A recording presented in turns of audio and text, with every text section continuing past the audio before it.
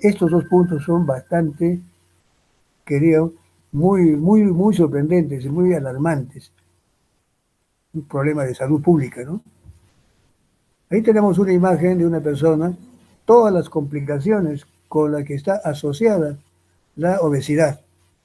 Tenemos cáncer de colon, diabetes mellitus, principalmente la tipo 2, que está asociada a la obesidad y al síndrome metabólico, a la hiperinsulinemia. Esta es la causa. ¿Y quién la provoca eso? Carbohidratos. ¿Cuál de ellas es la más importante? La fructosa. Cáncer de mama. Ahí te vamos a ver eso, por qué hay cáncer, por qué hay los cánceres de mama, cáncer cérvico-uterino. ¿A qué se puede deber eso? Cáncer de colon, el cáncer. ¿Por qué se genera el cáncer? Por causa también de la, ¿será por los carbohidratos? ¿Será por cuál de ellos? ¿Dónde no está la fructosa? Hipertensión arterial, problemas con los lípidos, con el colesterol y los triglicéridos, pero principalmente con el colesterol. Derrame cerebral, enfermedad cardiovascular o infarto de miocardio, osteoartritis, gota, todo a lo que puede conducir, miren, a lo que puede conllevar el estado de obesidad. Ser obeso no es nada agradable tenerlo. Diversidad, dice acá, diversos métodos para determinar cuali y cuantitativamente la obesidad. Hay muchos, eso en su práctica profesional seguramente lo van a usar. Muchos recomiendan todos, bueno, ideal sería hacerlos todos, pero mayormente lo que más está al alcance de la mano y más se hace con más frecuencia es el índice de masa corporal. Porque es tan sencillo, va uno, se pesa, se mide en un talímetro y ya tiene para hacer su cálculo de índice de masa corporal. Luego va a las tablitas y compara en qué grado está normal o está con sobrepeso y ya tiene una idea de cómo está su estado de obesidad. Pero hay otros, como son la medición del perímetro de cintura, que también es fácil, el índice de adiposidad corporal, indicador de volumen corporal, y luego conductividad eléctrica, que también es otro método que se usa para medir los pliegues cutáneos, y lo que, como dice acá, muy común, eso que acabo de decirles, el índice de masa corporal. Aquí tenemos cómo se calcula el índice de masa corporal. La división simplemente entre el peso en kilos y, el, y la talla en metros elevado al cuadrado. Si uno tiene un peso de 65 kilos y pesa y tiene y tiene un peso y una talla de 1.65, pues simplemente divide 65 entre 1.65, 1.65 elevado al cuadrado. Y ya está, y va a salir acá un valor, que si es cualquiera de estos, ya ustedes pueden saber en qué grado están. Por debajo de 16 es de nutrición. Si es moderada, de 16 y 18.4, nutrición moderada. Si está bajo de peso, está entre 18.5 a 22. Aunque esto se lo puede considerar, algunos consideran esto todavía ya dentro de lo normal. Entre los 18 hasta 24.9, uno podría decir que está más o menos bien. Y lo normal es esto, entre 22.1 a 24.9. Pero como dije, algunos datos se consideran incluso desde 18.5 hasta 24.9 como algo normal. Pero esto es mucho más preciso. Ya por encima de este valor ya comenzamos a hablar de sobrepeso, por encima del 25. Si es ya por encima de 30 ya hablamos de tipo 1. Si es por encima de 35 ya hablamos de tipo 2. Y si hablamos de por encima de 40 ya hablamos de obesidad tipo 3. Como ven, es fácil de poder calcularlo. Aquí tenemos en esta imagen más o menos las imágenes de personas que uno puede a simple vista saber en qué grado de obesidad está. Acá normal, acá ligeramente se puede ver, acá ya puede ver un poquito acá su barriguita elevadito, ya se comienza a ver un cierto aspecto. Ustedes lo ven nomás, dice, este ya está con tendencia. De la misma forma, ya está. Este ya hace un poquito. Acá ni qué decir, ya está, ya es gordito, ya está ya es obeso. Acá ya es tipo, ese es el uno, ese es el 2, y casi somos la mayoría, creo, allí. Bueno, yo no, porque yo soy súper flaco.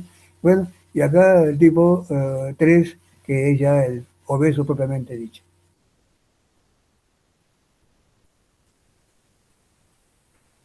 Vemos aquí causas de obesidad. Bueno, muchas son las causas de obesidad. Aún no se conocen bien, pero las más importantes son las genéticas. Hay personas pues, que ya, como dice, ya están condenados a ser obesos. ¿Por qué? Porque en su familia, el papá, la mamá, ya han sido obesos. Sus hermanos también son obesos. Probablemente lo que le espera es que simplemente tienen que cuidarse.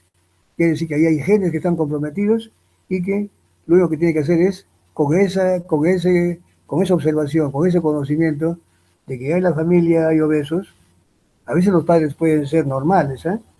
Pero el abuelo o la abuela son obesos, o sea, hay que tener, que también se puede heredar.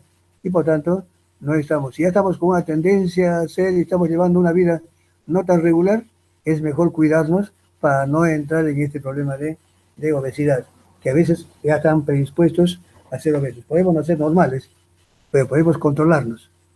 Si no nos controlamos, llegamos a lo que son, a lo que no queremos, es decir, ser iguales de obesos que nuestros familiares, que normalmente ellos no tienen la culpa, pero nosotros ya con conocimiento podemos evitarlo.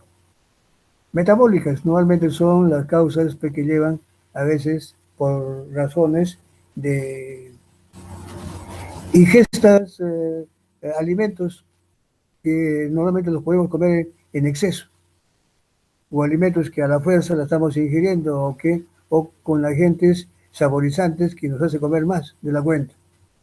Esas son las causas metabólicas.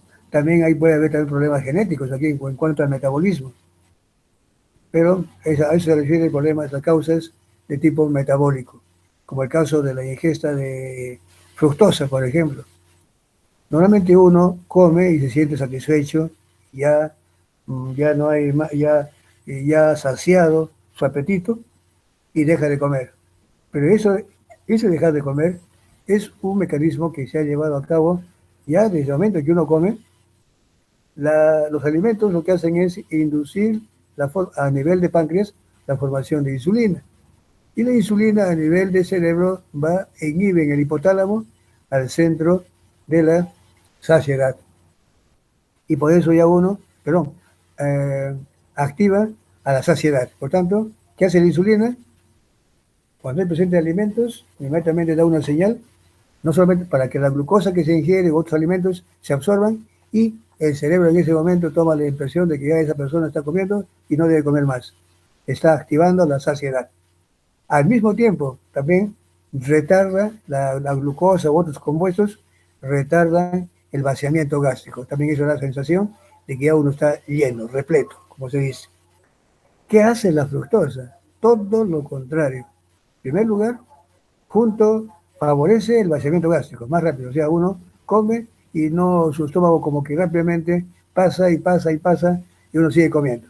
Pero lo peor es de que también junto con como a nivel de tracto intestinal, a nivel de intestino, se libera allí un péptido que se llama la gremlina.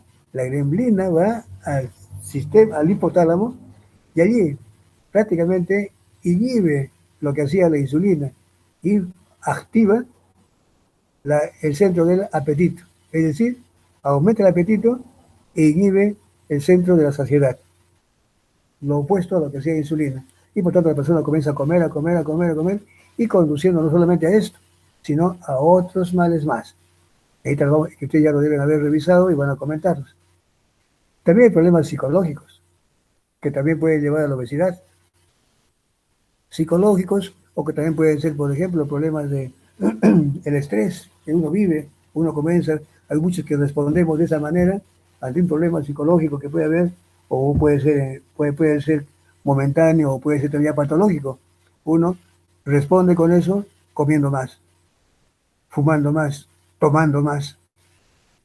Socioculturales, especialmente aquí tenemos que ver que a veces los cambios actualmente que han habido en la sociedad, en el medio, la moda de comer algo que antes no lo comíamos, esas costumbres de comer, por ejemplo, golosinas, o ciertos alimentos que ya son con saborizantes. Todo eso hace ahora que prácticamente nos vuelva obesos. También pueden ser problemas, por ejemplo, la misma industria actualmente. ¿Qué cosa es lo que está haciendo? Lo está conduciendo a la obesidad. Cada vez hay más y más eh, situaciones en las que ya nosotros no necesitamos movernos. Por ejemplo, el caso de la control remotos. Antes nos teníamos que parar para apagar el televisor, ahora con el control remoto. Ahora, antes teníamos que correr a la esquina para hablar por un teléfono público, si que andábamos allí. Ahora, ¿qué hacemos? Ya tenemos teléfono en casa. Ahora, ni siquiera eso, tenemos un celular. Echados en cama, estábamos recibiendo llamadas, hablando por celular y con el control remoto para el televisor. No nos vemos para nada. Todo eso conduce realmente a qué? A un sedentarismo. También hay problemas neuroendocrinos, problemas hormonales, medicamentosos, a veces muchos medicamentos que se ingieren para, para ciertos males, también tienen la contraindicación de que favorece el apetito, abre el apetito, multifactoriales. Pues aquí tenemos que hablar de muchos factores, realmente también del orden socioculturales. Nutrición altamente calórica. Lo que más abunda en nuestro medio, pues son, por lo barato, es los alimentos en carbohidratos, galletas, golosinas, todo eso es realmente estos, estos frugos que llevan esos juguitos allí, altamente dulces. ¿Con qué saben endulzados? ¿Acaso con sacarosa siquiera? Con fructosa, purita fructosa. Todo esto hace realmente, son alimentos altamente calóricos, ricas en carbohidratos y también ricas en lípidos. Uno está comiendo la comida que dice chatarra. Bueno, el nombre chatarra muchas veces ve de que son comidas que no debían comer. Son riquísimas, son exquisitas, pero no son, está uno nutriéndose mal. Está bien como un gustito, pero hay gente que lo agarra eso como un hábito ya de alimentación. Comer su sándwich y luego ir en la facultad o en otro sitio, en el centro de trabajo, cerquita allí venden esos sándwiches, se comen, luego después de trabajar se van a su casa y comen de nuevo, y prácticamente un desorden total en proveer de nutrientes a nuestro organismo.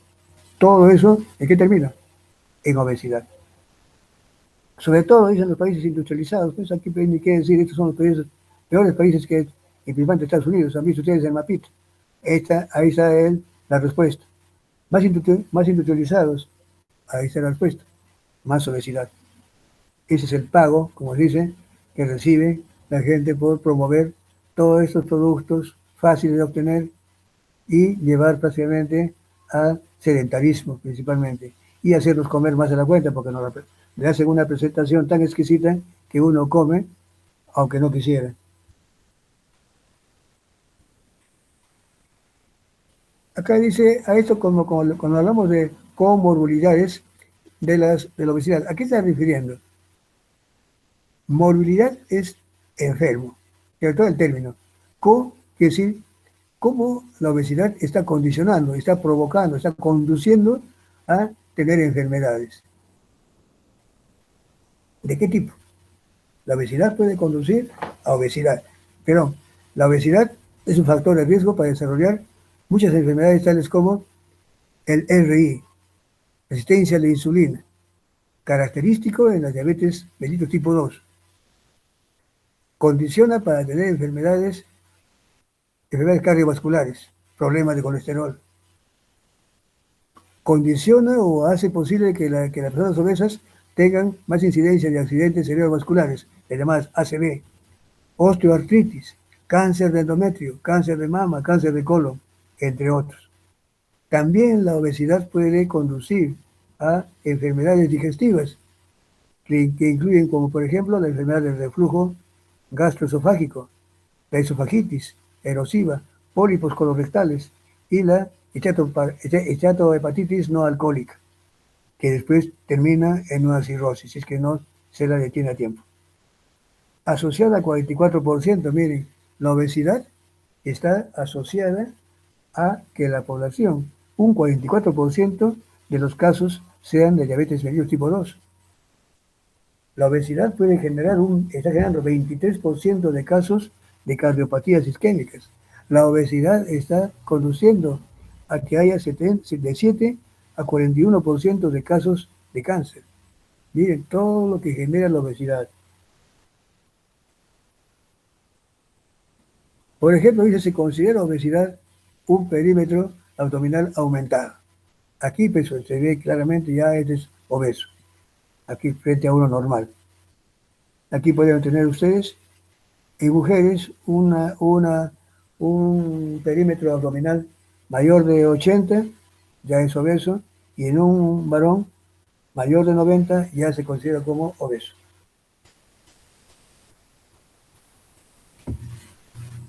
Proteínas del tejido adiposo. Aquí vemos que, por ejemplo, las proteínas del tejido adiposo, bueno, muchos consideramos que el tejido adiposo simplemente es una reserva de grasa en esos tejidos. No, eso es muy por el contrario. Hay que tomar al tejido adiposo como un órgano en realidad. Es un tejido y cumple funciones muy importantes. Claro que allí se almacenan las grasas, pero para funciones que deben ser y no en exceso. Ese exceso es lo que realmente hace mal. El tejido adiposo está hecho para almacenar otros nutrientes, carbohidratos, lípidos, almacenados allí, para momentos en que se solicitan, pero no que haya exceso. El hecho de que haya ese exceso, ¿qué es lo que conduce en la actualidad? A que muchas personas, principalmente mujeres, acuden a la liposucción. Y si les ha tocado un especialista, que muy pocos hay por aquí en el medio, la mayoría simplemente hacen dinero aprovechándose de la situación y puede llevar a la muerte. ¿Han visto ustedes tantos casos que se ven de personas que estando bien acuden y casi terminan prácticamente en el ataúd? ¿Qué pasó? Bueno, le echan la culpa al médico que hubo tal cosa, hubo un rechazo, algo así, pero no. Nadie se ha puesto a pensar de que también hay que ver. Muchos son de ese tipo, muchos son descuidos de esa naturaleza, o sea, tienen problemas que que ha podido ocurrir, pero nadie se ha percatado de que en realidad quitar la grasa no es quitar por quitar. Se debe saber de dónde quitar y hasta qué cantidad quitar, porque si quitamos todo el tejido adiposo, olvídense, tejido adiposo, aquí solamente pongo 3 sustancias que se liberan, 3 proteínas. ¿Saben cuántas son? Actualmente creo que son ya están llegando a algo de 30 sustancias y muchas de ellas son hormonas que se generan allí, cada una con una importancia metabólica tremenda. Y por lo tanto, si vamos a quitar el tejido adiposo todo, probablemente también estemos quitando la generación de estos productos que son buenos. Y allí podemos estar hablando de todos los problemas a los que sometemos a estas personas, que a veces van por algo mejor y nunca más regresan. Bueno, a veces tiene la culpa del médico, a veces también ya es problema interno propio.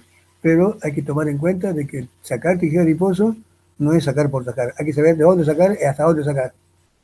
Porque esta cumple funciones importantísimas. Y aquí pongo algunas. El tejido adiposo sintetiza, forma la adiponectina. No se forma en otro sitio más que allí. Forma la leptina. No se forma en otro tejido más que tejido adiposo. La resistina no se forma en tejido más que en el tejido adiposo. Y así, hay algo, primero eran 14, eran hasta algo, allá hace unos 10 años eran 14, pero últimamente están descubriendo y están llegando para 30.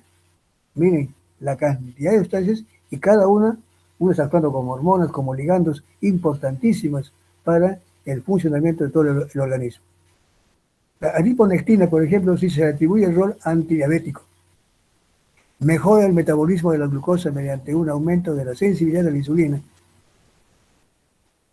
Es antiinflamatorio y antiaterogénico, es decir, evita que se forme la placa ateromatosa que conduce a las enfermedades cardiovasculares. La leptina, disminución de la ingesta de alimentos, es decir, ese es un anorexígeno, ¿cierto? El aumento de gasto energético, la estimulación de la lipólisis y la mejoría de la sensibilidad de la insulina.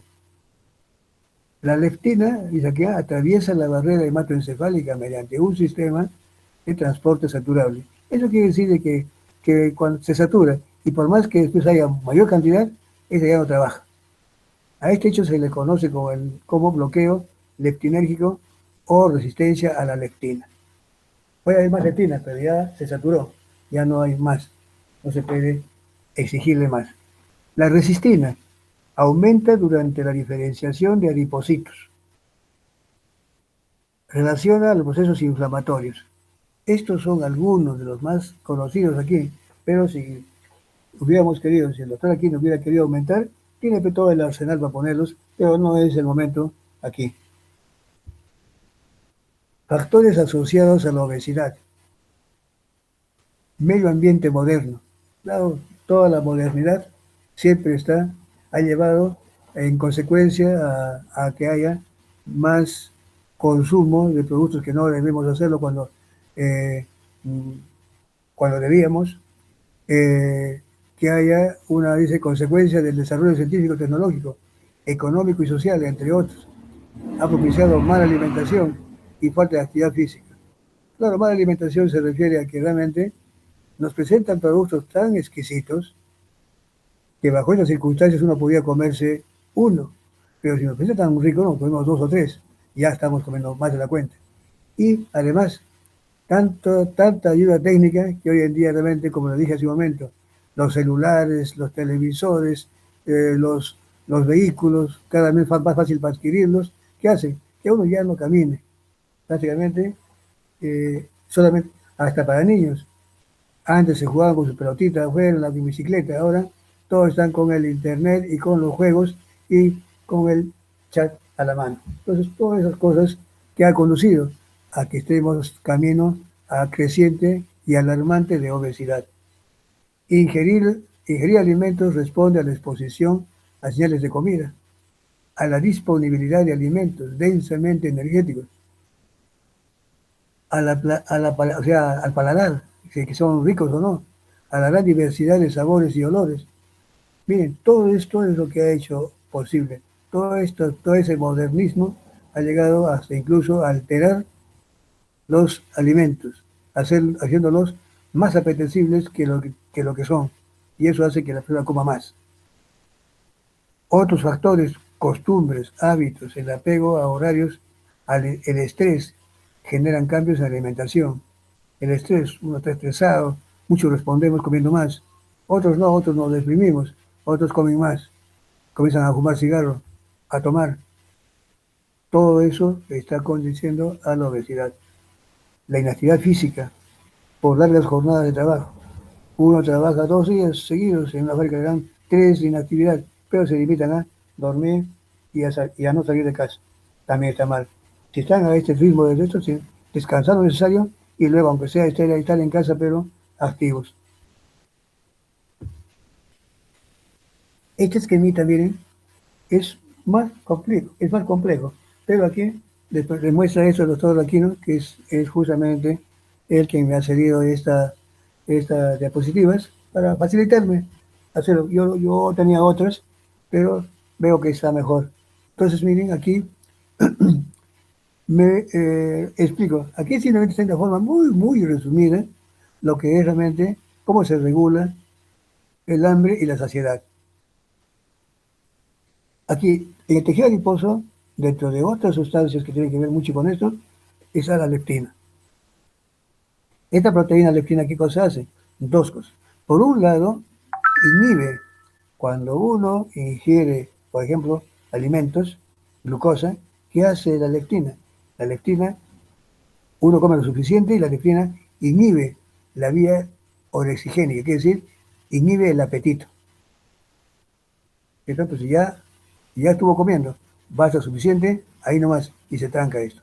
A través de sus receptores de estos organelos, de estas células, este es el hipotálamo, por si acaso, el hipotálamo. Este grupo de células donde hay ciertas proteínas, como el NIP, el AGRP, son proteínas, y estas tienen un receptor de leptina, que se unen aquí, dan señales que evita de que esta célula efectora no se active y por tanto no haya realmente la respuesta. Aquí es la que eleva la orden para que no haya ingreso de alimentos, no se coma. Uno está satisfecho. O al mismo tiempo, miren cómo la leptina hace por acá, bloquea eso, pero apertura la vía anoresígena, todavía potenciando más. También se une a otras células que tienen receptores para la leptina, pero que estas tienen esas proteínas POMC y CAR. Esas se activan señales para evitar, ¿qué más? Para activar la vía neurológica. Acá se evita comer, acá se dice no debe comer. Y esto se traduce en no, ya está saciada la persona. Fructosa, ¿qué cosa hace? Ya para dar aquí a hablar y hablando de fructosa. Fructosa lo que hace es justamente en una forma indirecta, manda otras señales. En primer lugar, demoda la leptina y envía la gremlina desde el intestino.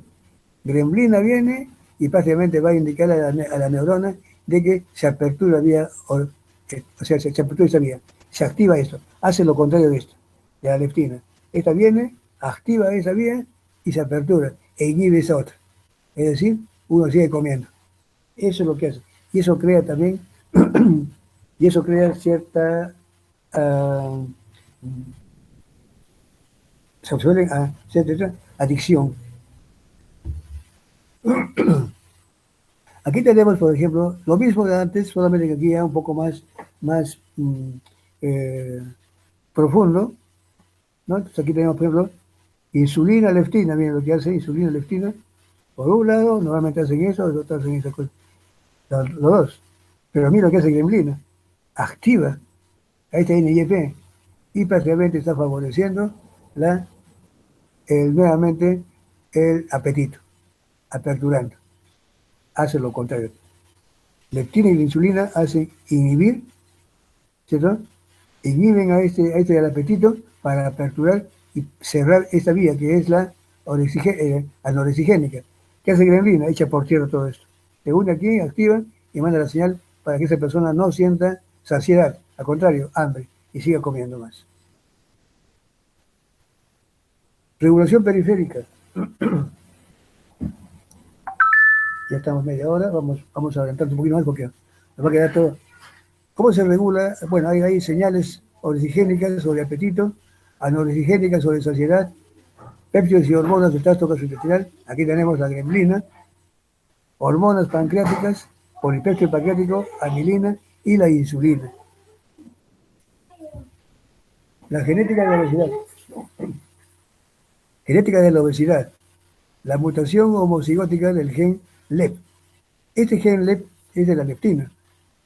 Claro, la obesidad puede ser provocada por una mutación, una alteración a nivel del gen LEP, que causa hiperfagia, o sea, un excesivo apetito, conduce al desarrollo de la obesidad de inicio temprano. Claro, justamente recuerden que el LED es un anoresígeno al final de cuentas.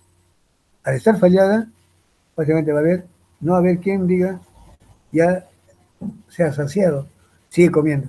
Se apertura todo lo que es la vía obesigénica. Obesidad sindrómica es lo que llamamos normalmente enfermedades. Una cosa cuando decimos síndrome, a veces decimos enfermedad. De repente cuando uno habla de síndrome, no es una enfermedad propiamente dicha, sino es una condición que puede estar asociada a otros males. Por eso que acá pone, por ejemplo, el síndrome de Prader-Willi.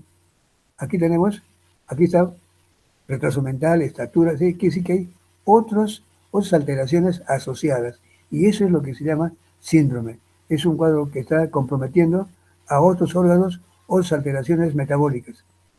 En cambio, cuando uno habla de una enfermedad tal, obesidad, bueno, una enfermedad tal simplemente, uno se refiere en concreto a un hecho. En cambio, la palabra síndrome es un poquito más amplia. A veces muchos lo tomamos como sinónimo, síndrome o enfermedad. Nosotros lo decimos, pero en forma muy genérica. Pero si quisiéramos hacer la distinción, hay que ver que síndrome no quiere decir enfermedad necesariamente. Síndrome es una situación donde hay muchos estados comprometidos: obesidad, hiperfagia, hipotonía, retraso mental, estatura baja. O sea, en cambio, cuando hablamos de solamente obesidad, solamente nos referimos al estado de acúmulo de grasa, que puede estar asociado a otros, pero normalmente obesidad es hablar de enfermedad de grasa, ¿cierto? Acá también tenemos el síndrome de Bardet-Biedl, que es también otro de los síndromes que son obesidades sindrómicas, es decir, obesidades que están comprometiendo a otros órganos, como son retraso mental, estatura, y todo el hipogonadismo, ¿cierto? Bastones en el ojo, polidactilia. Obesidad poligénica se refiere a la obesidad que se genera no solamente ya por el hecho de que se ha afectado el gen leptina, un solo gen, como su nombre lo dice, son poligénicos. Incluso un mismo gen puede estar mutado en varios sitios, dando lugar a un polimorfismo. Es un mismo gen, o puede haber genes, o sea, recuerden que hay locus, ¿cierto? Uno tiene siempre tiene dos pares de gen.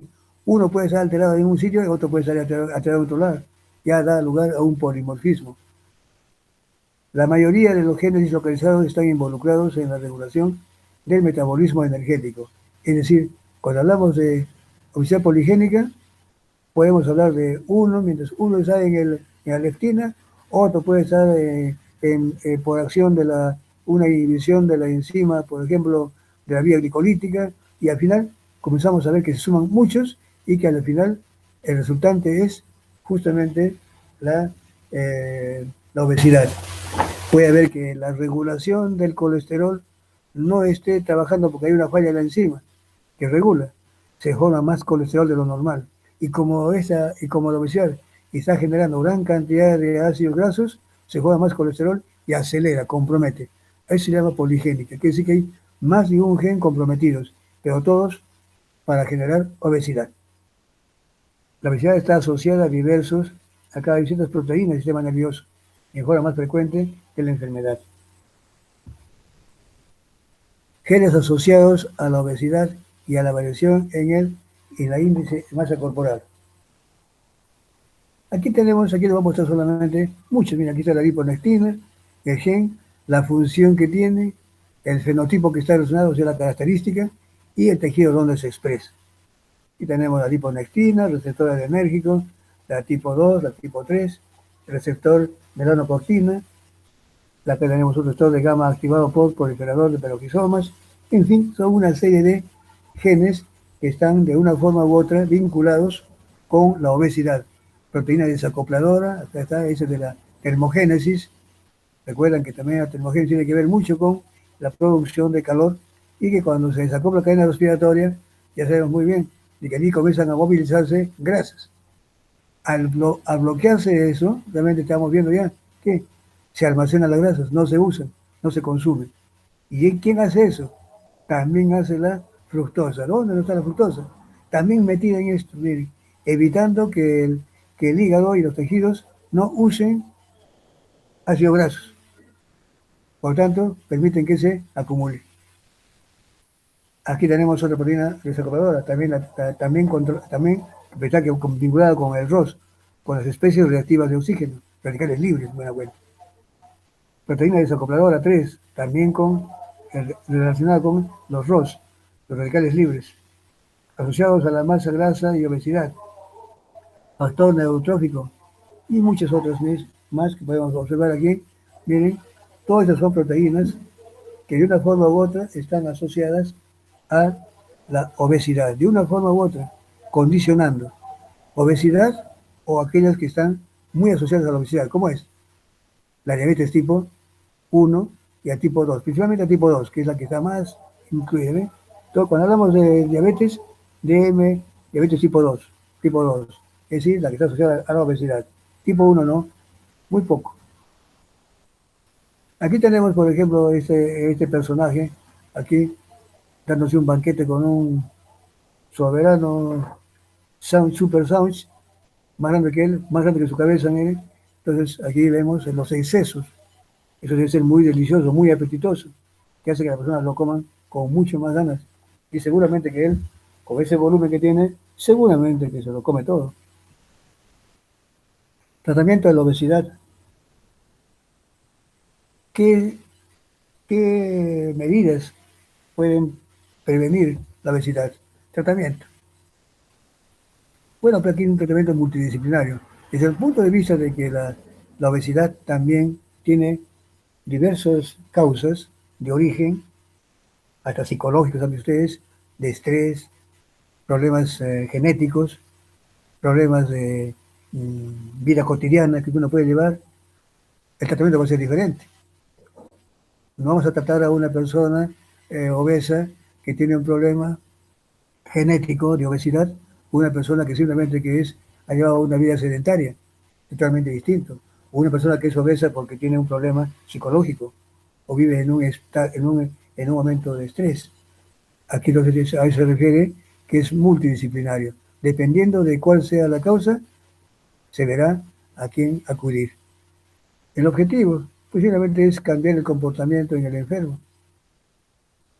Si es una persona que se siente aislada del medio por su obesidad, pues simplemente aquí viene un consejo, probablemente psicológico, ¿no?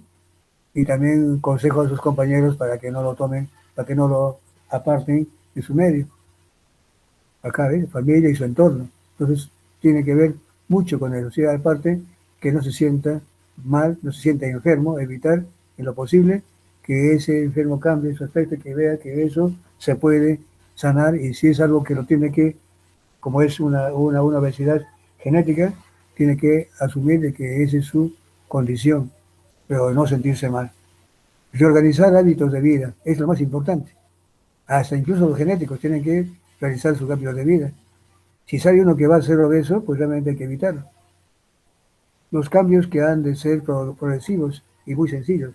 Claro, porque uno no le va a decir, ¿sabe qué? A partir de hoy día te vas a dar 10 cuadras a la cancha, perdón, 10 vueltas a la cuadra o a la cancha, realmente pues es demasiado. Es progresivo. O sea, una caminata a la cuadra, si no lo hace nunca, hazlo una vez o dos veces y poquito a poquito se va incrementando. O sea, no deben ser cambios tan bruscos. Hacer un seguimiento a largo plazo una vez perdido el peso. Quiere decir que si uno ya ganó el peso deseado, redujo el peso deseado, no pues ya debe sentir también y comenzar nuevamente a darse al abandono. Debe seguir con ese ritmo a fin de que no se recupere la obesidad. La velocidad también debe ser controlada, la velocidad de pérdida de peso, lo que debe ser en una semana de 0,5 a 1 kilogramo. Hay personas que quieren bajar 3 kilos, 4 kilos en una semana, les puede ir mal, puede haber consecuencias muy graves. Eso normalmente lo hacen a veces los boxeadores. Cuando están obesos, entonces tienen que bajar rápido. Y a veces, pero a veces nunca lo hacen bajan 1 o 2 kilos, lo hacen en 15 días, bajan. Justamente casi corresponden en ese margen. Establecer objetivos siempre después de la evaluación del grado de obesidad. Es decir, que uno dice, uno día hacia atrás, cuando baje hasta tal sitio, voy a seguir tal cosa. Entonces, ¿cuáles son esos objetivos? Normalmente que tiene que hacerse su control de peso de MC al final del tratamiento. El tiempo para conseguir el objetivo provocando el mínimo de efectos indeseables, debe ir notando. Se va tomando, se va valorando él mismo y luego anotando los efectos que puede ir notando y indicarles a su médico que está tratándola y el método que se ha de seguir. Entonces acá con esto recién puede él decir cuál es la siguiente etapa, cómo voy a seguir avanzando. No avanzo bajo nada, inmediatamente entonces tengo que seguir. Si avancé un poco y estoy bajando, debo ya someterme a hacer un nuevo plan para la siguiente jornada de ir bajando de peso. Intervención nutricional. Esto también es otra cosa buena que deben de tomarse en cuenta.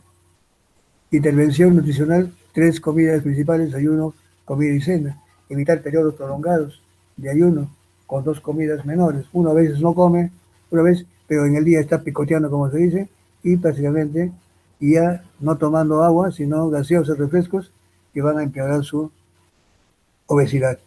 2 medidas que se han mostrado ser efectivas. ¿Cuál es? Reducir el tamaño de las raciones, no comer mucho. Como dice, comer para vivir, no vivir para comer. Comer con lentitud, no acelerada, tampoco eso es bueno. Intervención en el ejercicio físico, máximo nivel. El máximo nivel de evidencia en 2 intervenciones. Reducir el sedentarismo, y aumentar el ejercicio físico. Esto es lo que estamos hoy en día casi todos haciendo. Claro, ustedes como alumnos, mayormente no, ¿no? Son muchachos, son jóvenes que están activos, pero este hecho, por ejemplo, ahorita mismo que estamos viviendo esta pandemia, no sé si ustedes habrán notado, o tienen algún hermanito, algún sobrinito en casa. ¿Cómo están los que iban al colegio principalmente? Están engordando, están poniendo cachetoncitos, ya su barriguita. No sale, a pesar de que aquí se hace, corre, pues, pero no es lo mismo que cuando van al colegio, principalmente me hablo de los de nivel primario o los que están iniciando, ¿no? Eso está conduciendo también a serios problemas, que seguramente más adelante van a comenzar a aparecer estudios de mucho interés de cómo la pandemia ha llevado a esta falta de ejercicio. Casi todos nosotros que ahora sin salir de casa nos estamos dedicando solamente a estar sentados pendientes de lo que nos digan a nosotros, por ejemplo, pendientes a lo que nos digan las autoridades para qué cosa hacer, haciendo sus clases para ustedes, preparándoles, porque esta modalidad no la hacíamos antes, ya está conduciendo a eso. Bueno, el caso mío no, porque yo soy súper flaco, entonces, pero a otros sí, ¿no? Yo veo a mi hijo también, como está ya medio, ya estamos en problemas, porque vamos a tener que llevar al médico a ver qué nos recetan, porque ya está muy gordito. Entonces, eso es muy bueno, eso es muy malo, ¿ven? Esas cosas. Reducir el sedentarismo y aumentar el ejercicio físico. A obligarlos, o sea, a correr aquí en la casa o dar la vueltita nueva vez, eso es bueno. Ustedes ahorita también deben estar en lo mismo. Debemos conseguir que forme parte de la vida diaria del paciente. Claro, eso debe ser ya una rutina. Una vez que la adoptemos, seguir haciéndola. La actividad física debe ser adecuada a la edad. Claro, no es el mismo tipo de ejercicio para un niño que para un adolescente o un adulto, ¿cierto? La intensidad y duración del ejercicio debe valorarse individualmente. Claro, cada persona sabe hasta dónde resiste. La intervención en el ejercicio físico debe ser individualizada. Es importante. Tratamiento farmacológico. Bueno, hay muchas sustancias. En este caso, por ejemplo, el Orlistat es un fármaco. Se expende en farmacias. Y generalmente, ¿qué es lo que se hace? La recomienda el médico siempre. Y aquí lo que hace es indicarle para casos, ¿qué hace la Orlistat? Inhibe a las lipasas. Cuando ingerimos triglicéridos en la dieta, normalmente esas enzimas lipasas hidrolizan y ya como tales atraviesan la membrana del cepillo de la célula intestinal y allí se reorganizan en kilomicrones y son transportados y repartidos por el organismo. ¿Qué hace el Orlistat? Inhibe a esa enzima y los triglicéridos no se metabolizan y por tanto son obligados a salir en retorno por las heces. No se han absorbido, porque también en un obeso, en la obesidad también no solamente son los carbohidratos los responsables, también son los alimentos lipídicos en exceso. Y aquí podemos evitar esta, este incremento en nuestra circulación, en nuestro organismo, impidiendo que se aproveche. Disminución de la captación de grasas, justamente. Aquí, entonces, ¿qué ha conseguido esto? Que no haya captación. Todo eso, al no poder absorberse, se elimina por las heces. Reducción de las LDL. ¿Qué son las LDL? Las lipoproteínas de baja densidad, las que transportan más colesterol. Muchos le llaman las lipoproteínas eh, las malas, ¿no? Las buenas y las malas. Buenas son las HDL, las malas son las LDL. Son lipoproteínas. Esta es discreta disminución de la TA y mejoría en las alteraciones metabólicas. Efectos secundarios. Aumento en el número de deposiciones. Esto es bueno porque también las deposiciones también ayudan a precisamente a bajar. Esos son efectos que no también son buenos porque aumentan. De hecho, que cuando uno no toma esto, pues normalmente los lípidos van a favorecer lo que se llama la esteatosis, con diarreas, ¿no es cierto? Entonces acá aumenta el número de posiciones, puede interferir con la absorción de las vitaminas. Hay vitaminas liposolubles que al igual que los lípidos también requieren que se favorezcan, pero esta ahorita también las barre, también se la lleva consigo. Entonces en estos casos hay que darles un suplemento, ¿cierto?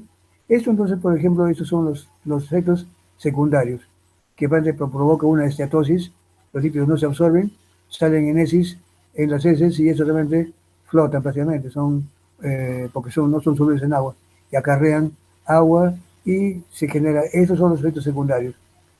Tiene que ser aprobado eso a partir de los 12 años de edad, no se puede dar a un niño.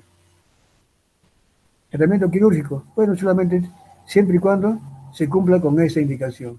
Si no está dentro de eso, no puede haber tratamiento quirúrgico. Obesidad mórbida, claro, cuando es una obesidad extrema. Grave enfermedad relacionada con obesidad. Aceptable riesgo quirúrgico, cuando hay un problema, cuando ya han hecho su estudio de riesgo, si sí se puede operar, se opera. Fracaso documentado de estos tratamientos, o sea que otros tratamientos no han dado resultado, por tanto, sí se puede ordenar este tratamiento quirúrgico. Pacientes informados y motivados tienen que estar además, informados qué es lo que le van a hacer y también ellos estar animados a que sí se sometan a esa operación. Apoyo familiar y social. Criterios de exclusión. Las personas que son también aviso veces por problemas psicológicos o con personas que están tratadas con tratamientos de psicóticos no controlados o trastornos depresivos. Estos no pueden ser pues operados, o sea, pueden ser tratados quirúrgicamente o tampoco obligados. Si uno no quiere precisamente, o sea, que obligado, no debe de ingerir alcohol. Lo primerito. Una persona obesa, probablemente, pero está tomando alcohol, por favor, quítese ese hábito. Aquí el mecanismo, cómo actúa la fructosa. Este es un mecanismo muy general que también yo ya se les mostré algo en lo que ustedes habían hecho. Estoy una hora, miren, estoy gastando mucho tiempo. A ver, vamos a acelerar esto. Entonces aquí, rápido, miren, la fructosa, como ven ustedes, no pasa por este punto, por este filtro, que es la fosfofructoquinasa. No hay regulación, y esta fructosa directamente va como piruvato, sigue todos los trazos que sabemos muy aquí, piruvato, se descarboxila efectivamente, así con enzima A, este va al citrato, y el citrato sale de la mitocondria, se desdobla, se con enzima A, este va para ácido palmítico, se forma triglicéridos y se acumula. Prácticamente comienza como un hígado graso, que después es transportado por las VLDL y comienza a repartirse al tejido adiposo. Y ahí se acumula. Miren el camino que llevó, está en amarillo para decir todo a lo que puede llevar. Enzima, triglicéridos y enzima, colesterol. Problemas aterogénicos y problemas de acumulación de grasa en tejidos. Todo llevado a cabo por la fructosa, por no pasar por este filtro que es la fosfofructoquinasa. Ahora sí pasamos a ver las interrogantes. No, ya nos ha pasado, justamente hemos pasado una hora que no debió ser, porque antes del otro día casi me paso igual. A ver, las interrogantes bioquímicas. Acá vamos a hablar y quiero escucharlos a ustedes ahora. Esta es una introducción, pero bastante grande, pero es bueno decirlo, lo que acabo de mencionar. Ahora sí quiero a ustedes escucharlos. Tenemos hasta las 2 en punto. Tenemos esto. A ver, dice, ¿cuáles son los requerimientos de carbohidratos por día? ¿Cuántas calorías rinde un gramo de grasa? Exprese dicha cantidad en kilocalorías. A ver, pregunto yo. Profesor, A ver, hable usted. ¿Sí? ya. A ver. La cantidad recomendada para adultos es de 135 gramos por día.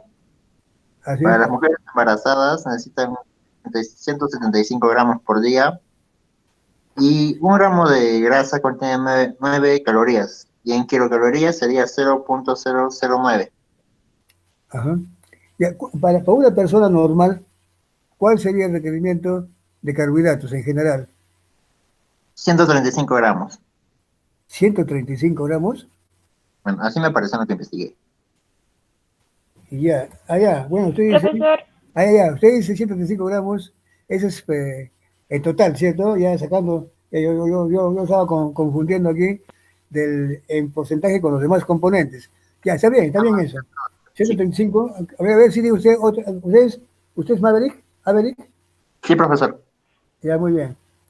Aguilar profesor, Armani. Perfecto. Sí, dice usted. Hable Bernardo, usted. Bernardo, ¿Sí? yo ¿Sí? he encontrado que las calorías que deberíamos consumir al día tienen que ver con el porcentaje de grasa que consumimos, o sea, puede ser el 45 a 65%, y lo normal sería de Sí. 225 a 325 gramos por día. Si es que se Así quiere es. Eso adelgazar, sería la caloría de 125, no 135. así es. Así es. Yo que justamente lo que habló Maverick fue, digamos, lo que yo quería escuchar era justamente lo que usted me acaba de decir, en porcentaje frente a otros componentes, como son lípidos y proteínas. De allí está el 5-40%, ¿cierto?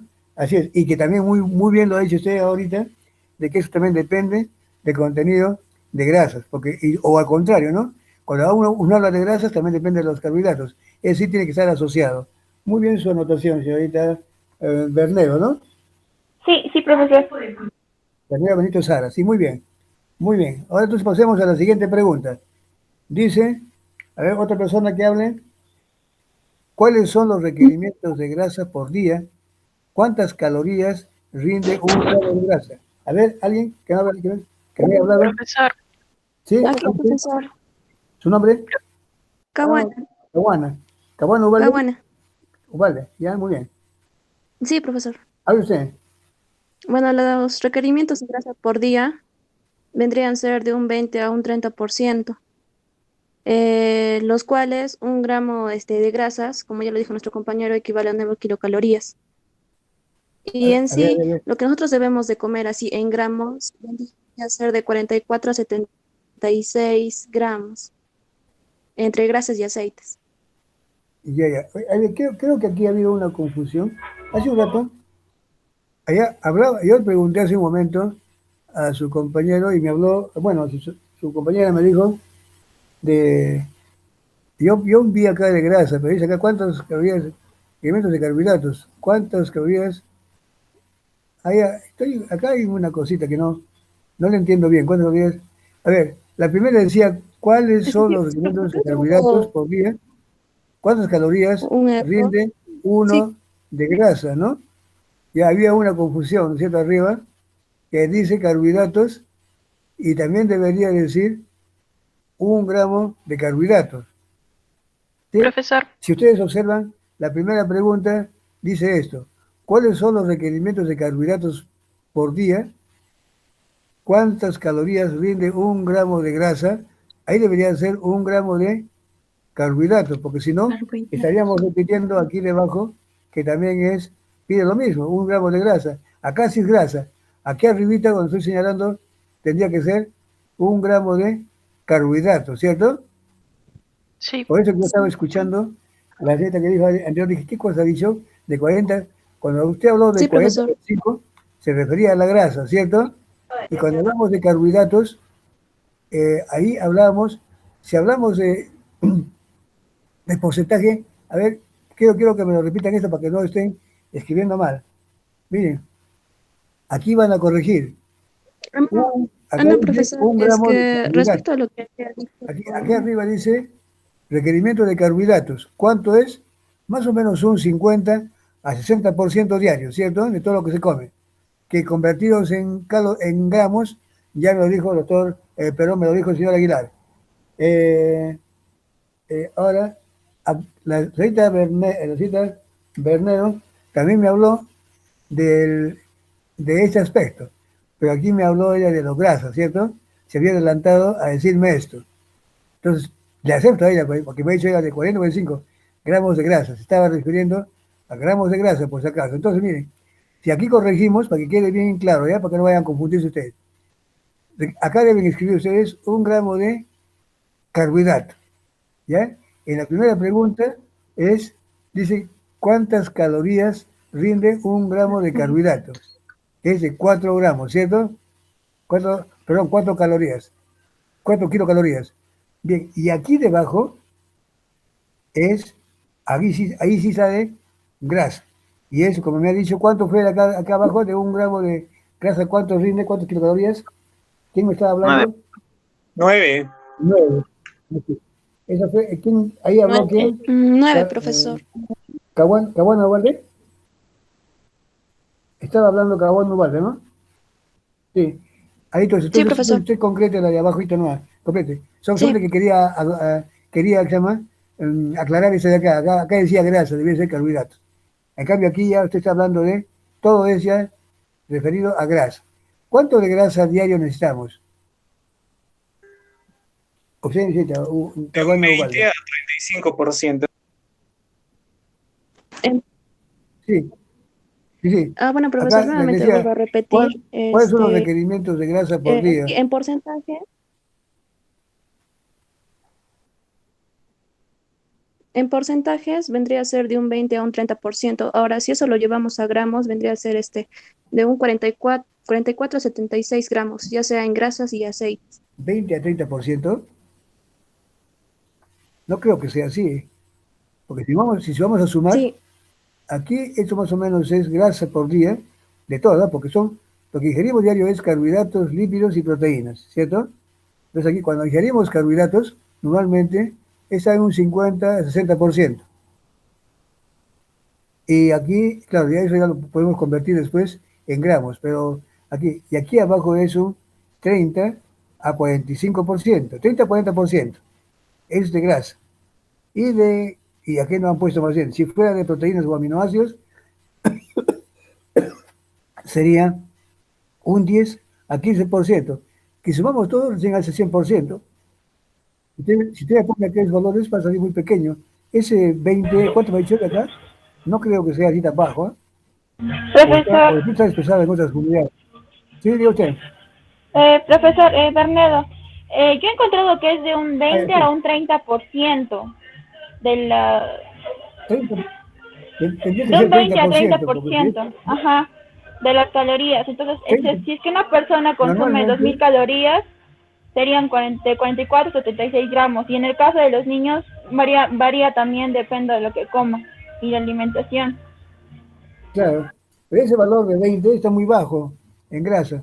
También depende del tipo de grasa, pero normalmente los libros, lo normal en bioquímica para una persona de 60 kilos, porque todos hacemos en base a una persona normal, como promedio, 60 kilos, ¿cierto? Está aproximadamente para lípidos en un 30%, ese es el valor bajo.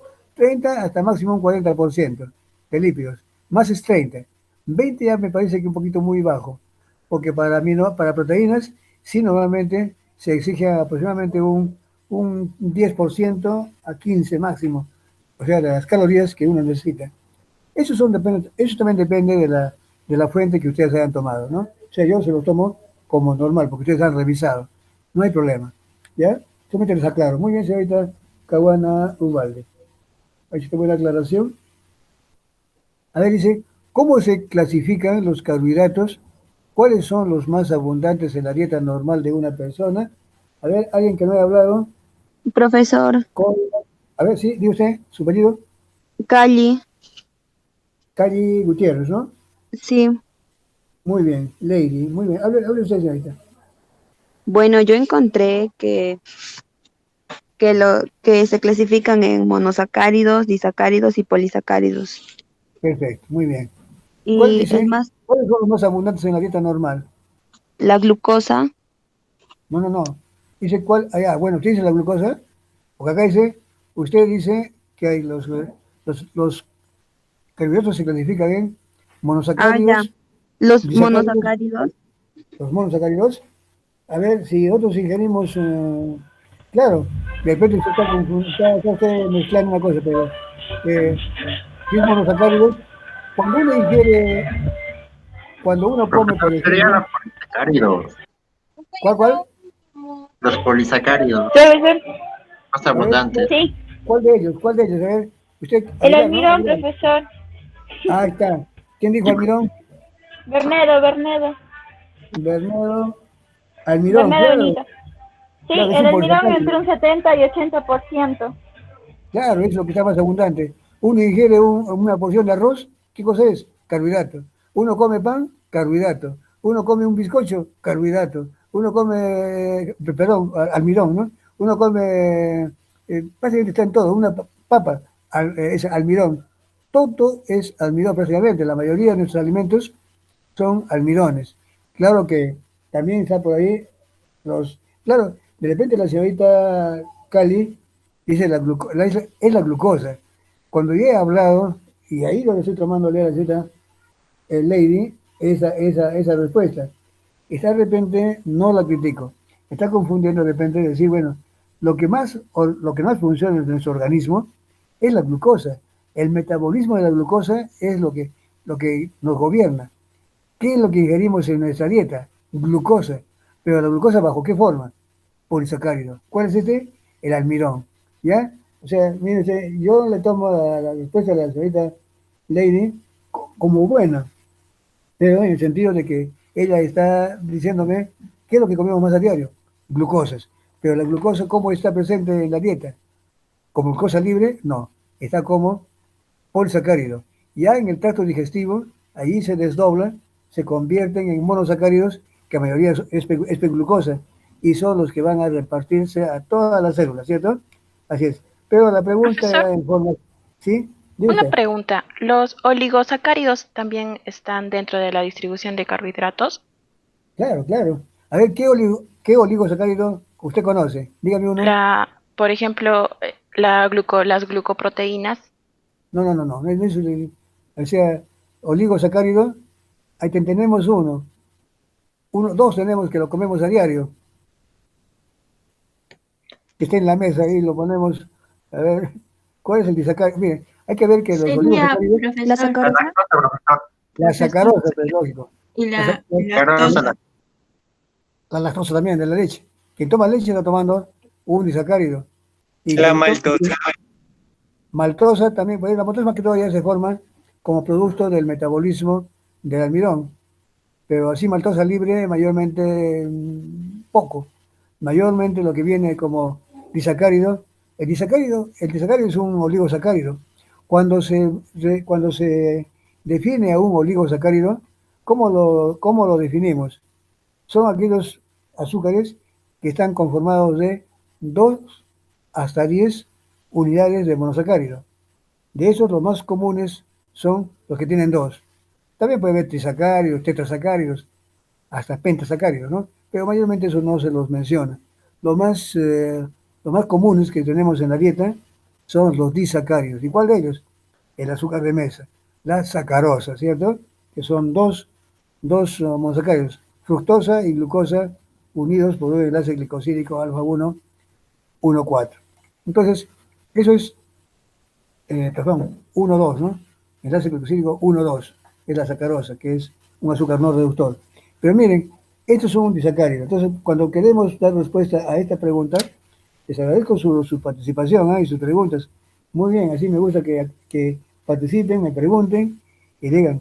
Entonces, aquí entonces les aclaro que el carbohidrato más abundante que tenemos en la dieta es, bueno, como acá pide clasificación, y eso yo lo quiero hacer ver, no hacerla notar mal a la señorita, estuvo muy bien su respuesta, pero ella se pensó ya en lo general. Cuando se clasifican los carbohidratos es en monosacáridos, oligosacáridos o disacáridos, como alguien dijo también por ahí, y polisacáridos. De todos estos, ¿cuáles son los que más está abundante en la naturaleza, en nuestras dietas? El almidón. ¿Qué es el almidón? Un polisacárido que está conformado de puras glucosas. Claro que esta a las finales se va a degradar en pura glucosa y al final tenemos glucosa en nuestro organismo, que fue lo que seguramente la señorita había pensado. Pero la pregunta era más que todo en forma general. ¿Cuál es? El almidón. También podemos decir que cuando ingerimos carnes, también estamos ingiriendo un cierto tipo de carbohidrato. ¿Cuál es? El glucógeno, ¿cierto? Glucógeno es la reserva de glucosa en animales. Y cuando uno ingiere carne puede tener una pequeña cantidad de glucógeno. Claro, no mucha, ¿no? En músculo, ¿no? Que casi donde se almacena, pero mayormente es muy poco. Mayormente son los almidones de la dieta las que contribuyen dándonos la glucosa que circula por todo nuestro organismo. Y también en segundo plano están los disacáridos, que en este caso vendría a ser la sacarosa. Y aquellos que tomamos leche, pues tomamos también lactosa. Son los más comunes. Bien, miren, con eso yo al menos estoy satisfecho con su participación. Están interviniendo bien. Dice, ¿en qué productos de consumo humano se encuentra la fructosa y cómo es su metabolismo? Realice una breve descripción. ¿En qué Profe, productos? A ver, sí. ¿Alguien que me ha hablado? Profesor, ¿Alguien que me ha hablado? profesor, ¿Alguien que me ha hablado? Sí, profesor. Calizaya, Sí, a ver, ¿quién es? Calizaya. ¿Quién es? Ah, ¿Quién habla? Eh, Coya. Goya. Coya, a ver, cita Coya. Catherine, ya, a ver, Ya, hable usted. en los productos de consumo humano que se encuentra la fructuosa, tenemos la miel, algunas frutas y algunas verduras, y también lo que es el jarabe de arce. ¿Jarabe de qué? Arce es un tipo de miel que usualmente se le echa a los waffles. No sé si lo conozcan. Fiebre, miel de jarabe de arce. Eh, Es una sí, plantita, ¿no? es un producto que usualmente lo sacan de un árbol, si no me equivoco. Claro, el arce. El arce pues, es la planta, ¿cómo se dice? La que aparece símbolo de Canadá, ¿no? Esa hojita que parece una higuera roja. Sí, Ah, ya, bueno, si lo ha leído usted, posiblemente. Otra fuente principal de la fructosa que se usa comercialmente, ¿cuál es? la miel. El azúcar y la miel. No, pero azúcar ya no es azúcar, ya es sacarosa, que también La tiene miel. fructosa. Pero así, fuente Jarabe de de... maíz. La ah, miel de el maíz. jarabe de maíz. ¿Quién dijo jarabe de maíz? Eh, ¿Quién dijo jarabe de maíz? caguana. Caguana. Caguana. El Caguana, jarabe de profesor. maíz. ¿Ah? Caguana Sí, Ubalde, ¿no? ¿Sí? Caguana Ubalde dijo, ¿no? sí, Sí, profesor. muy bien. Mire usted, Sí, efectivamente, una de las fuentes más importantes, claro, no la única, de fructosa, pero ustedes ya lo han dicho, las frutas. ¿Cuál de las frutas tiene más? ¿Cuál dirían ustedes? A ver, ¿cuál dirían ustedes de las frutas tienen más fructosa? Manzana, la un manzana. poco, La más o manzana. menos, pero otra que tiene, sí, ¿La suba? ¿ah? ¿Quién? No, no, alguien ¿La dijo suba? La la cereza. uva, pues, lógico. ¿Quién es? Sí, ¿Maverick? sí, ¿Maverick? profesor. Sí, la uva, pues, de todos los productos, ustedes saben que la uva es bien dulce, justamente es por el alto contenido de la fructosa. Entre fructosa y glucosa, la más dulce es la fructosa, por si acaso. Por eso que justamente cuando me dijo, la señorita que ha hablado, me dijo algo de jarabe de maíz, ¿cierto? El jarabe de maíz en realidad es, es, eh, es producida a partir del maíz, o sea que es convertida. La glucosa o el almidón que puede haber en el maíz se convierte en glucosa por métodos químicos y da lo que se llama la fructosa. Entonces, fructosa es uno de los más abundantes en el jarabe de maíz. Es más, con lo que se edulcora todas las bebidas gaseosas, todas las golosinas que vienen ya en preparados, son prácticamente a base de fructosa. Esos duraznos en conserva, por ejemplo, tan dulces, no son edulcorados con sacarosa. Costaría mucho. El barato justamente es este jarabe de maíz, que es un tratamiento que le hacen a un extracto de que obtienen de maíz, a sus carbohidratos, y que es la fructosa. Esta fructosa es con la que usan todas las bebidas gaseosas. De allí que se recomiende que por favor nos olvidemos del consumo de este jarabe. A ver, entonces veamos así, entonces estamos viendo que aquí ya participaron más, aquí, a ver, Coya. Ahora, a ver, ¿qué enzima regulatoria de la vía glicolítica es obviada en el metabolismo de la fructosa? ¿Cree usted que tiene alguna importancia? ¿Por qué? A ver, ¿alguien? ¿Sí? ¿Su nombre? Profesor ¿Su nombre? Coila. Coila. Profesor, ¿Sí? ¿Sí? a la pregunta 4 falta una parte que dice cómo es su metabolismo. Ah, perdón, sí, sí, sí. Podría, Sí, sí, voy a decir eso, a ver, diga usted. Sí, sí, gracias por hacer ya, la glucosa tiene un metabolismo en el hígado y en el músculo. En el ya, hígado se metaboliza por la enzima KHK y se convierte en fructosa 1-fosfato. Y en el músculo por la enzima hexoquinasa se convierte en fructosa 6-fosfato. Fosfato. La fructosa sí, sí, 1-fosfato se convierte en un gliceraldehído y dihidroxiacetona-fosfato, mientras que la fructosa 6-fosfato se convierte en fructosa 1,6-bifosfato. Estas dos proteínas se convierten al final en un piruvato y posteriormente se convertirá en una acetilcoenzima A presente en el ciclo de Krebs. Ya. Sí, miren, entonces acá lo que preguntaba era entonces, la fructosa en el hígado es muy diferente a lo que ocurre en el músculo, ¿cierto? Y que en el músculo esa sigue la vía normal de la vía glicolítica que conocemos, mientras que en el hígado hay una quinasa, una fructosa quinasa, que la convierte en fructosa 1-fosfato y que es la que directamente se va a convertir en piruvato. No pasa por la fructosa 1,6-bifosfato, ¿cierto? Es lo que acabo de decir.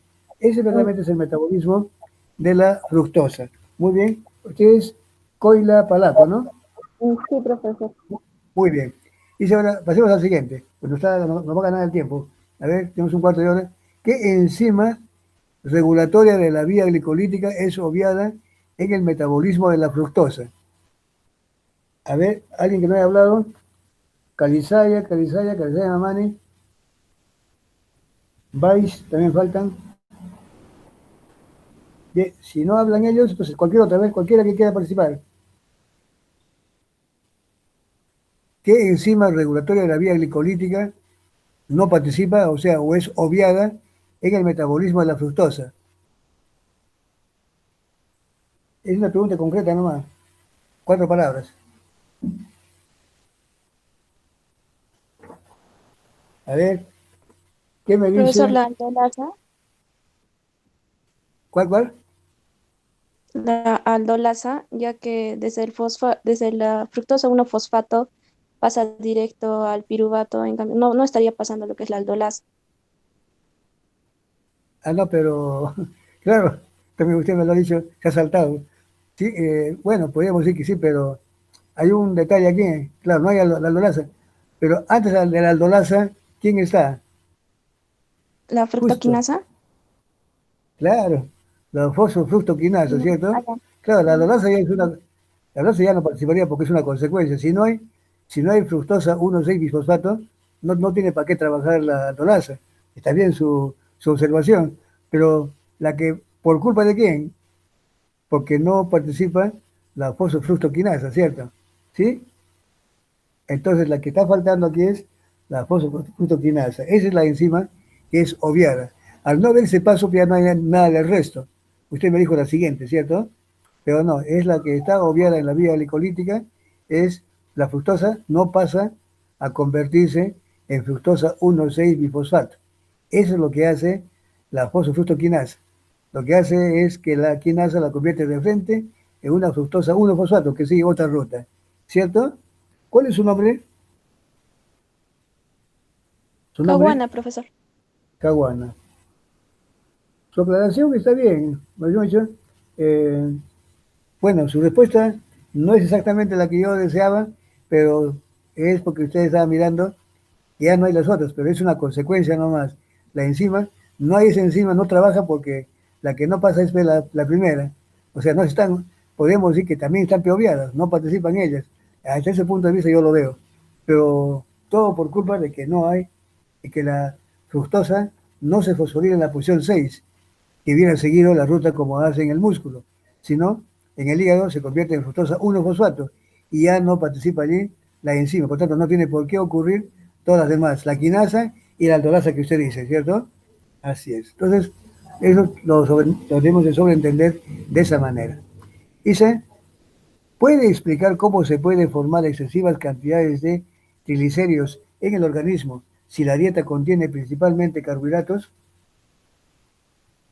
Como la fructosa. Profesor, A ver, digo usted. Calizaya Mamani. Ya, muy bien, muy bien. Se llamaría la hipertrigliceridemia, la excesiva cantidad de triglicéridos. Se debe a cuando consumimos alimentos, poseen grasa. Una grasa es dirigida y los triglicéridos son liberados al torrente sanguíneo. Estos nos ayuda para la energía, para realizar actividades, pero si comemos en exceso, el resto de alimentos se convierte en grasa, la cual puede provocar una pancreatitis y también enfermedades cardiovasculares.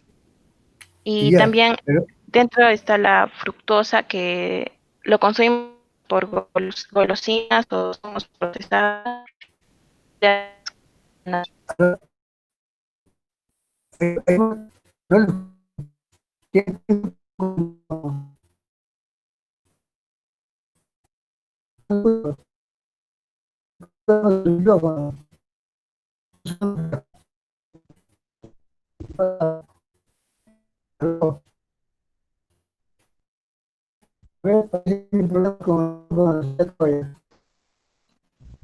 No, no veo yo.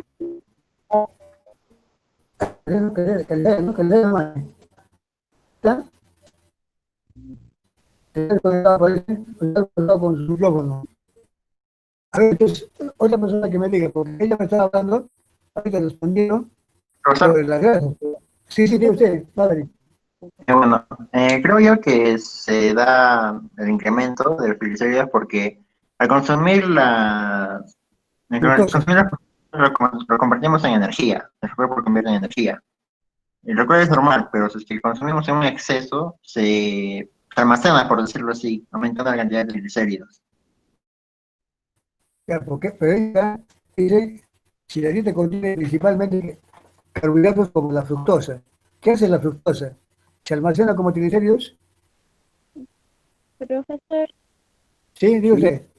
podría ser porque, bueno, según lo que he visto, la fructosa se transporta a lo que es el hígado, donde donde es fosforilada por la enzima fructoquinasa, como usted explicó, a fructosa Así es. 1-fosfato y de ahí se pasa, si no me equivoco, a piruvato. Y se oxida posteriormente a acetilcoenzima A. Y en el hígado, la acetilcoenzima A proporciona carbonos para la síntesis de ácidos grasos, triglicéridos y colesterol.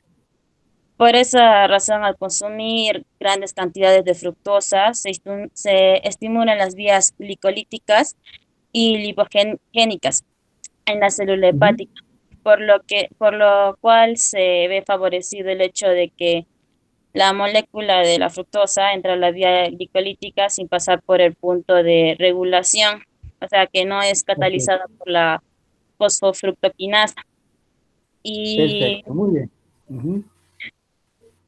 o sea, Así es. esta enzima es inhibida alostéricamente por el citrato y el ATP, regulando, por lo tanto, la subsecuente producción de triglicéridos.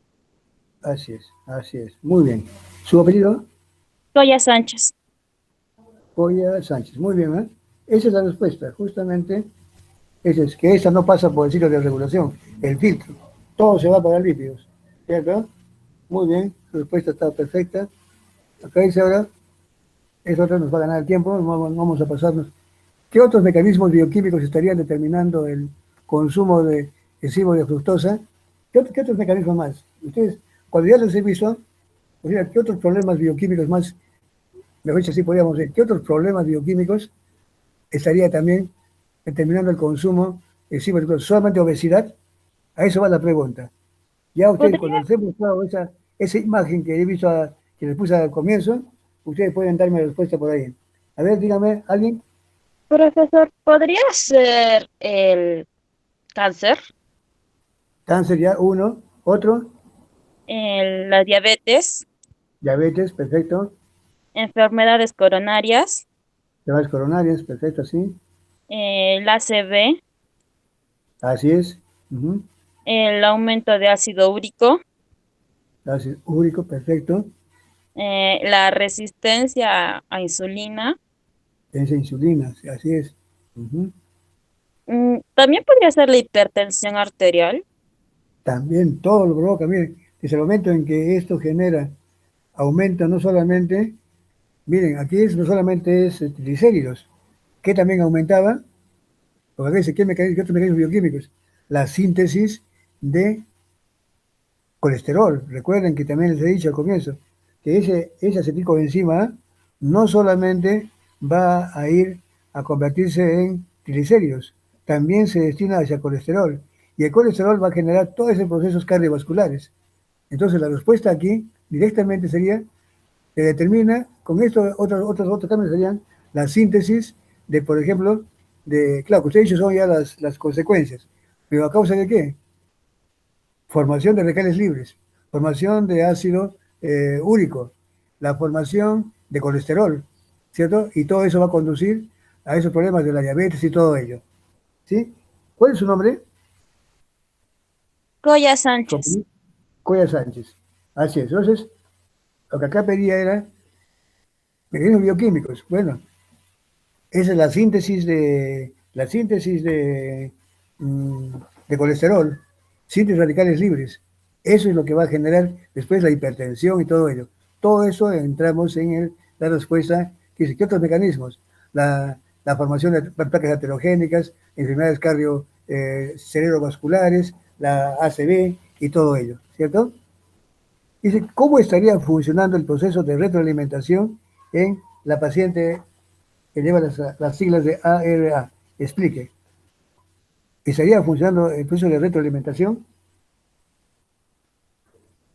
Yo les digo una cosa, pues acaso cuando hablamos de retroalimentación, implica lo siguiente, que cuando uno ingiere en este caso una comida, hay un sensor que indica al hipotálamo que ya está satisfecho y se inhibe el centro de la saciedad, ¿cierto? Ya no hay apetito. ¿Eso está funcionando? La pregunta es así, ¿cómo estará funcionando en esta paciente este proceso de retroalimentación? Es una paciente obesa, ¿cierto? Es un paciente obeso. ¿Está o no funcionando el proceso de retroalimentación? Es decir, come y se llena o sigue comiendo. A ver, sí, no, díganme, ¿quién? Rápido no, No, porque nos a ver, menciona que sigue, picotea de rato en rato salchipapas, hamburguesas, es que no estaría funcionando adecuadamente. ¿ya? ¿Por qué? ¿Qué estaría ocurriendo? ¿Cómo estaría su centro de saciedad? ¿Activado o inhibido? Estaría inhibido, porque no se cansa de comer prácticamente. A ver, centro de la saciedad inhibido, entonces ya no comería. Ah, no, Estaría está activado. Claro, estaría activado, ¿cierto? O sea, no Sí, obedece, no sí. hay ese mecanismo. La leptina no está trabajando bien y lo que es más, seguramente que la gremlina está activando ese paso. Uno come, pero eso no lo asume, no lo acusa el cerebro y por tanto sigue comiendo más y más y más. Eso de comer a cada rato es lo que genera todo ello. Que no hay un momento en que siempre tenemos que tener un descanso entre comer y no comer. Come y se almacena, lo que se gasta lo que se requiere y lo demás se almacena momentáneamente. Y en ese momento se comienza a usar entre comida y comida al glucógeno y también a los lípidos. Pero si uno va a estar comiendo cada rato, no se le da motivo al tejido adiposo para que comience a liberar sus lípidos y todo comienza a incrementarse. Y por otro lado, si es fructosa, como hemos visto que esta señora o esa señorita, ¿qué es lo que come? Básicamente bebidas edulcoradas con fructosa. Y acabamos de ver que la fructosa justamente conduce a la obesidad. Esa persona lo que tiene es obesidad inducida mayormente por su hábito malo, lógicamente, de comer. Y en este caso también abuso de fructosa es lo que está ingiriendo. ¿Cierto? Ahí habló Maverick, ¿no? Muy bien. ¿Hay otra pregunta más allá acá? A la última. Bueno, para acabar, justamente faltan 2 minutos. ¿Qué le recomendaría usted a esta paciente? ¿Cuál sería la recomendación para la señorita de 21 años? Profesor, A ver, profesor, ¿sí? profesor, sería que reorganice sus hábitos de vida, como es El- la alimentación y su actividad física. Así profesor, es. ¿Sí? Diga usted. también, A ver, su, también su apellido, su viendo apellido las... antes. Ah, El apellido de la señorita que hablaba antes. Apellido. Calizaya, Calizaya. Exacto, muy bien. Usted faltaba hablar aquí. Muy bien. Ya, otra vez. Profesor, también viendo lo que son las actividades diarias que hacía, como lo que era técnicamente encargarse de su casa, de sus hermanos, se le podría decir de que requiere ayuda psicológica familiar y que también sus amigos le apoyen para cambiar lo que son sus hábitos, porque el fumar más de 10 cigarros al día no es nada sano. Así es, efectivamente. Ese apoyo de parte de su entorno familiar y su entorno social, sus amigos, aconsejarle, ¿cierto? Muy bien. En primer lugar, tiene que cambiar su régimen de vida, cambiar sus dietas, ¿cierto? Y lo otro, la recomendación de que también que haya ayuda de parte de su entorno. Muy bien. ¿Su apellido? Toya Sánchez. Coya Sánchez. Muy Profesor, bien, ¿eh? ¿puedo agregar algo más? Sí, a ver, diga usted. Bueno, no sé si está en el caso que la paciente no desayunaba. También se le recomendaría que cumpla sus comidas principales, que es el desayuno, la cena y el almuerzo. Y también decirle que se tome un tiempo para hacer ejercicio, porque nos dice que no tiene tiempo. Sin embargo, si se organiza, puede hacer también ejercicios, lo cual le ayudaría mucho a reducir su peso. Efectivamente, en lugar de salir con los amigos, sería bueno que se tome un tiempito para hacer un poco de ejercicio, ¿cierto? Eso también es bueno. Así es. Muy bien, mire. Profesor, Sí, diga usted. A ver, Maverick. ¿Y a quién diga usted? no, Hable. ya, también, bueno, viendo los datos de la paciente, se ha visto de que su presión arterial es alta y también se le recomendaría ir a un cardiólogo porque no, para su edad eso no es muy normal y deberían recomendarle algún tipo de pastillas anticoagulantes o vasodilatadoras. ¿Para qué los anticoagulantes? Bueno, yo tengo un papá que, bueno, mi papá sufre de presión arterial y esas son Ay, el ay, ay, tipo ay. de pastillas que le han Perfecto, sí, sí. recomendado. Así es, así es. O sea, que le medique lo necesario. Claro, en este caso es un paciente que tiende a, ¿qué más? A formar, ¿qué más? A hacer un cuadro de arteriosclerosis. Por tanto, en ese caso, tiene que someterse a lo que diga el médico. De repente, si es ya necesario entrar si ha tenido un problema de un pre, infarto, o está propenso, es bueno, o tiene problemas en los pies de coágulos, en las venas de las piernas, que se tome realmente esos medicamentos que ayudan a la circulación sanguínea. Sí, sí, también experiencia ya es el tratamiento que debe seguir, claro, se llama ya con la recomendación, lo que le diga el médico, ¿cierto? ¿Cuál es su apellido? Toya Sánchez. Coya Sánchez. Muy bien. También eso es bueno. Como dije, miren, entonces ahorita último ya estamos ya muy acelerados y ya estamos en la hora. A veces nos dicen que tengamos porque nos vigilan, que seamos muy estrictos en la hora y también ustedes también. Por mí yo estaría hablando toda la tarde, pero como nos dicen, tenemos que cumplir con la hora. Es poco, realmente 2 horas para estar con ustedes, había 2 horas académicas porque no son completas siquiera las 60 minutos, son 50 nada más, miren. Antes eran los 60 completos, pero tenemos que hacer caso a las autoridades. Miren, eso es todo. A mí solamente ha faltado que participe el señor Anthony Valls Flores. A ver si para el siguiente le recomiendan que por favor no sé si estará presente, pero que participe para que yo ponga notas aquí, ¿ya? Pues, por favor. Eso Sí, es profe, sí todo. estoy presente, pero ya habían respondido mis compañeras, ya no tenía que agotar. ¿Cómo? Sí estaba presente, ya estaba contestando, pero ya contestaron mis compañeras y no tenía más que acotar a la pregunta. Bueno, ya le voy a tomar como que sí, ya, parece tranquilo nomás. Su intención era buena, pero a la siguiente, yo voy a llamar mejor, cosa que así los soldados mejor. ¿Ya listo? Ya. Bien, muy bien. Entonces, nos despedimos hasta la próxima semana. Les agradezco su atención. Vayan, cuídense, estudien nomás, ¿ya?